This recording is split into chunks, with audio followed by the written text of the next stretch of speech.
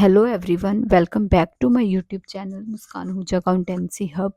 So students, आज हम करने जा रहे हैं treatment of reserves and accumulated profits and losses. ठीक है, अब हम इसका ट्रीटमेंट करेंगे। सबसे पहले हमें पता होना चाहिए ये सारा कुछ होता क्या है। ठीक है, रिजर्व्स जो होते हैं, जो भी पैसा हम अपना साइड पे रखते हैं, ठीक है, अपने फ्यूचर लॉसेस के लिए, लायबिलिटीज के लिए, अपने बिजनेस ग्रोथ के लिए, उसे हम बोलते हैं रिजर्व्स। ओके, अब यहाँ पे मैंने एक वर्ड एक्यूमुलेटेड लगाया साथ में।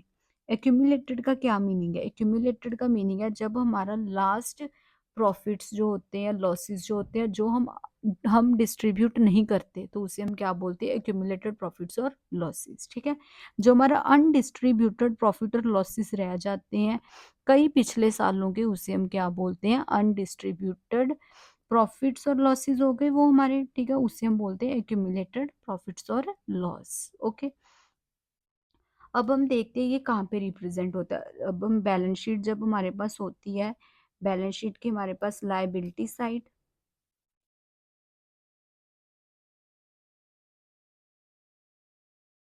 रिजर्व्स हमारे पास गिवन होते हैं, लायबिलिटी साइड ये हमारे पास अमाउंट होती है। ओके, और साथ में हमारे पास प्रॉफिट एंड लॉस अकाउंट होता है। ठीक है, अब देखो, प्रॉफिट एंड लॉस अकाउंट हमारे पास एसेट साइड भी हो सकता है, और प्रॉफिट एंड लॉस अकाउंट हमारे पास लायबिलिटी साइड भी। अगर लायबिलिटी साइड है it means it's credit balance, और एसेट साइड है it means it's debit balance. Credit balance का मीनिंग है प्रॉफिट, ठीक है, कि हमें प्रॉफिट हुआ है, और डेबिट बैलेंस का मीनिंग है हमें लॉस हुआ है। ओके, अब यहाँ पे देखो, हमारे पास रिजर्व्स गिवन हो सकते हैं, प्रॉफिट एंड लॉस अकाउंट का बैलेंस डेबिट भी और क्रेडिट भी। ओके, अगर क्रेडिट है तो प्रॉफिट है, डेबिट है तो लॉस है। और वर्कमैन कंपनसेशन रिजर्व, ये भी हमारी एक रिजर्व की टाइप है, ये भी हमारा लायबिलिटी साइड है। ये लायबिलिटी साइड क्यों है? क्योंकि हमने ये पार्टनर्स को देना है।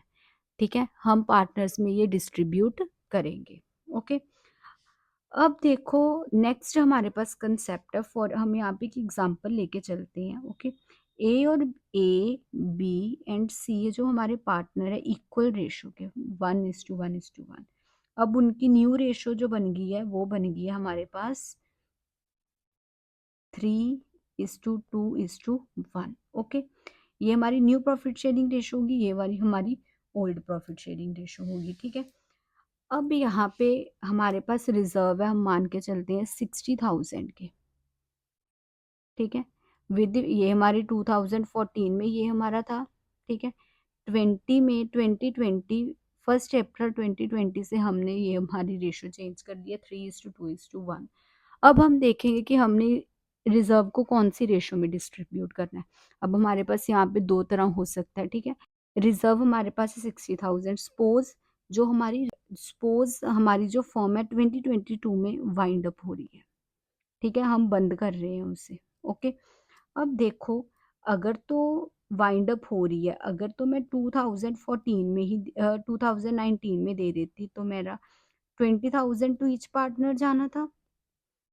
ठीक है, हाँ जी, अगर अब 2022 में जा रहा है, हम दे रहे हैं, हमारी फर्म बंद हो रही है, तो इसे जाएगा 30,000, इसे जाएगा 20,000, इसे जाएगा 10,000। ओके, ये तो 10,000 लॉस में जा रहा है, 10,000 प्लस में जा रहा है। ये नील, इसे को ना कोई गेन हो रहा है ना कोई सेक्रीफाइस, ये जा रहा है लॉस में 10,000। अब ऐसे तो हमारे डिस्प्यूट्स हो जाएंगे पार्टनर्स के बीच में। उन्होंने बोला कि जब रिजर्व बनाया था हमने इक्वली कॉन्ट्री करे थे, पैसे डाले थे 20,000 20,000 20,000, लेकिन अब मेरे को 10, एक को ज्यादा मिल रहा है वो तो खुश है, लेकिन दूसरे को कम मिल रहा है, ये तो गलत है। सो इस इन डिस्प्यूट्स को खत्म करने के लिए हमारे पास टू मेथड्स हैं। जब हमारे पास रिजर्व्स होंगे, रिजर्व्स हमने उन्हें कैसे ट्रीट करना है। ठीक है, हमारे पास टू केसेस हैं। When the question is silent, हमारे पास फर्स्ट है, तब हमने क्या करना है, हमारे अपने जो हमारे रिजर्व्स पड़े हैं, ठीक है, उन्हें हमने डिस्ट्रीब्यूट कर देना है। ठीक है, इन दी ओल्ड रेशो। तो हमारे पास क्या सोल्यूशन है? Distribute the profit and loss in old profit sharing ratio में हमने डिस्ट्रीब्यूट कर देना है। ठीक है, उनकी एंट्री क्या होएगी? Reserves account debit to all partners capital account, okay, ठीक है। रिजर्व्स अकाउंट डेबिट, अगर हमारे पास प्रॉफिट है, profit and loss account debit to all partners capital account. अगर हमारे पास लॉस है, all partners capital account debit to profit and loss account, okay, ये हमारे होंगे, ठीक है। अगर हमारे पास गिवन है वर्कमैन कंपनसेशन फंड, वो उसे भी हम डिस्ट्रीब्यूट कर देंगे, compensation fund account debit to all partners capital account, okay. और अगर हमारे पास एडवर्टीजमेंट सस्पेंस गिवन है, एडवर्टीजमेंट सस्पेंस क्या होता है, ये हमें एसेट साइड गिवन होता है, ये हमारा फिक्टिशियस एसेट है, मतलब इसकी कोई वैल्यू नहीं होती, ठीक है। ये जस्ट हमने अपने बुक्स में शो करा होता है, लेकिन इसकी कोई भी वैल्यू नहीं होती। ये हमारा एक पार्टनर्स के लिए लॉस है, पार्टनर्स कैपिटल अकाउंट डेबिट